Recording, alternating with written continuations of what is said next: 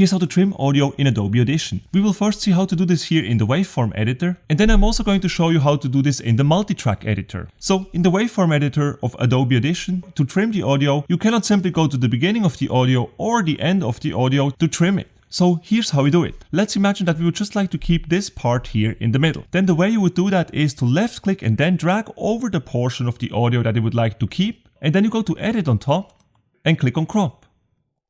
This now trimmed away the beginning and the end of the clip. So this is the remaining audio right now. Here's the original again, with the part that we want to keep highlighted in white, and here's what remained after trimming or cropping away the beginning and ending of the original audio. Now instead of doing it like this, you can also just left click and drag over the parts that you would like to trim away, and then hit the delete key on your keyboard.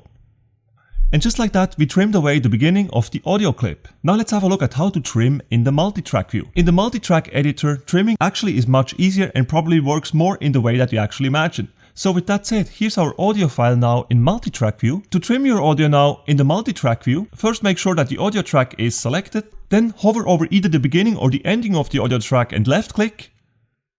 And once you see this icon appearing, you can simply left click and drag to trim your audio. And as mentioned before, you can do the same thing from the other side, so we just go to the ending of the audio clip, and then we left click and drag again to trim it. Now, in case you would like to know how to cut away parts that are actually in the middle of the audio, then make sure to watch the next video on this channel.